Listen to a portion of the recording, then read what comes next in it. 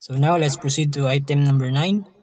So the problem states that make the curve y equals ax cubed plus bx squared plus cx plus d pass through a point 0, 3, and 1, 2, a point of inflection with a horizontal tangent. So ang curve niya is y equals ax cubed plus bx squared plus cx plus d. So pass through the point 0, 3, and so ang given na niya is kuan siya ng ano siya given nga point niya which is 0, 3. So kana siya solution na siya sa curve. Ang usa pag given niya is 1, 2, a point of inflection with a horizontal tangent.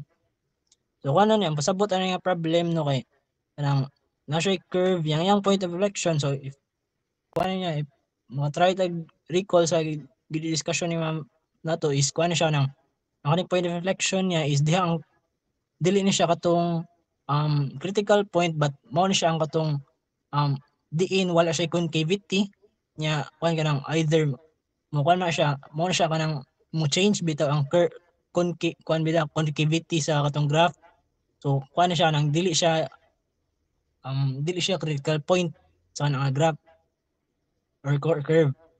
So ang ask niya no is ang values gyapon sa A, B, C, and D. So coefficients niya.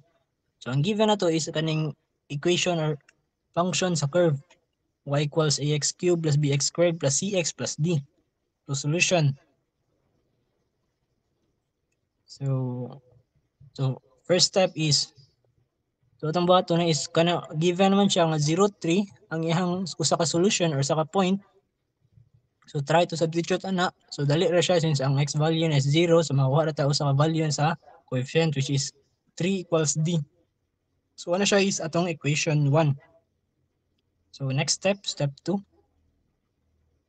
So step 2 at 1, 2 with d equals 3. So nakuha naman to ang value sa d ato siyang gamiton sa step 2.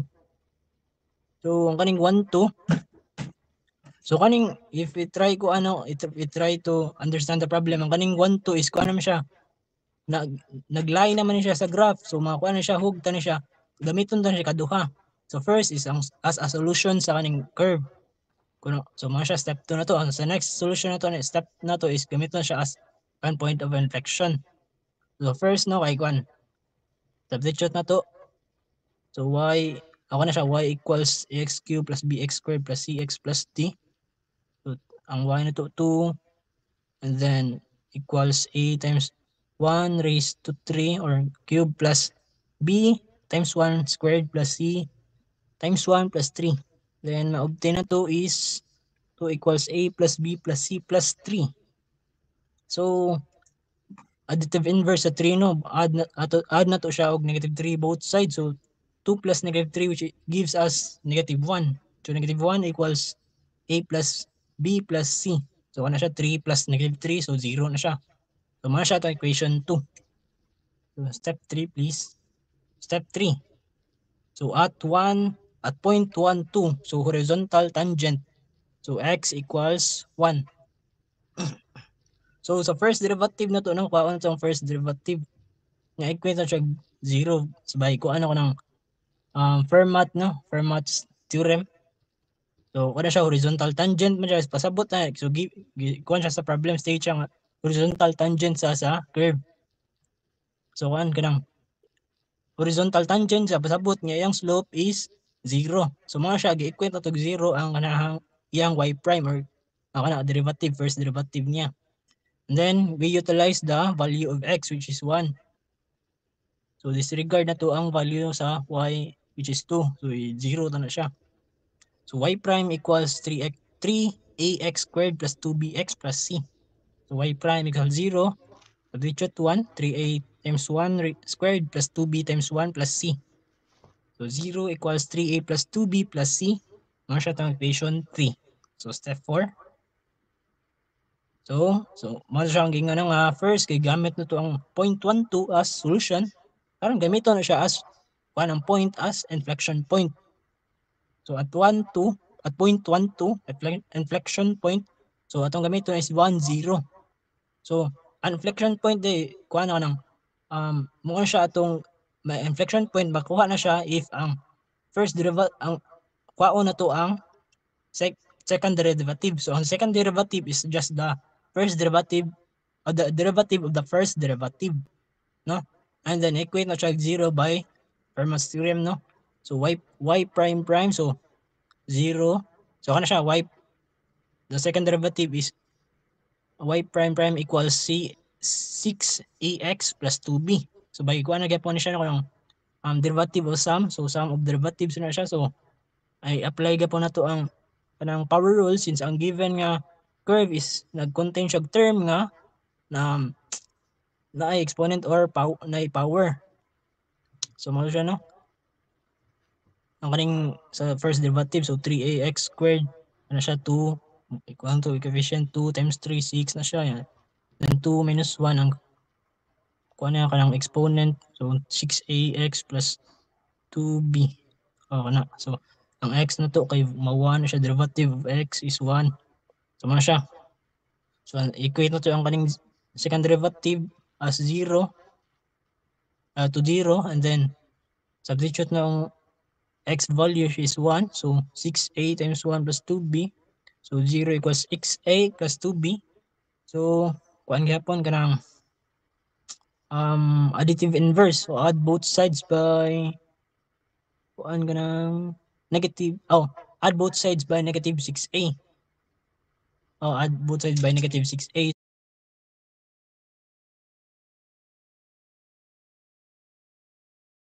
So sa right hand side kay 0 plus negative 6a, so that gives us negative 6a. Then sa right hand side kay add na to negative 6a, that gives us 6a plus negative 6a is 0. So man siya 2b equals negative 6a. Then multiply or kuan kana multiplicative inverse ako ano kanang 2. So multiply siya 1/2. No? So 1/2 times 2b. So that gives us kuan b. Yeah. Negative 6a times 1/2, that gives us negative 3a. So mo siya b equals negative 3a. Mo siya yung equation 4. So next step. So kuan ganang subtract equation 2 from equation 3. So equation 3 na to kay 0 equals 3a plus 2b plus c. Then subtract na siya sa kining negative 1 equals a plus b plus c. Equation 2 na to. So ano subtract mo na siya. So para ma-eliminate ang kaning variable nga c. So mabili na to, ma-reduce na to atong equation into two variables or two terms with variables a and b. So 0 minus negative 1 is positive 1. 3a minus a 2 equals 2a. 2b minus b equals b. So mao na siya atong equation 5. So next step, step 6. So next is nakuha natay kung ano kanang, so as sa buhaton is substitute na to equation 4 to equation 5 since naa naman tay given dira nga kung b equals negative 3a, which is ang equation 4 na to. So gamiton to na siya, substitute na to siya equation 5, which is 1 equals 2a plus b. So 1 equals 2a plus b na to, nag-express na to as in terms of a is negative 3a. So 1 equals 2a minus 3a, that gives us 1 equals negative a. So multiply both sides by negative 1, that gives us a equals negative 1. Yan, ano siya is, we name that as equation 6. So step 7, so find b using equation 4. So equation 4 na to is b equals negative 3a. So b equals negative 3 times negative 1. Negative 3 times negative 1 is 3. So b equals 3. Next step, please. So find c using equation 2. So equation 2 na to, kay negative 1 equals a plus b plus c. So given naman, na-obtain naman itong value sa a ug b, substitute na to siya para ma-find the value sa c. So negative 1 equals a plus b plus c. Negative 1 equals a, negative 1 plus 3 plus c. So ano siya is, ano siya kanang transpose or ano kanang i-add additive inverse sa negative 1 and negative positive 3, no? So both sides na. So for transpose na to, so c equals 1 minus 3 minus 1. So 1 minus 1, 0. Yeah, c equals negative 3. So, kuha na siya, no?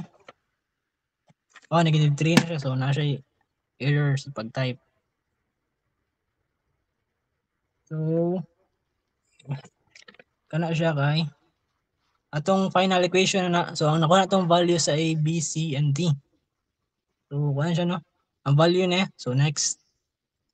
Please. So, therefore, A equals negative 1, B equals 3, C equals negative 3, and D equals 3.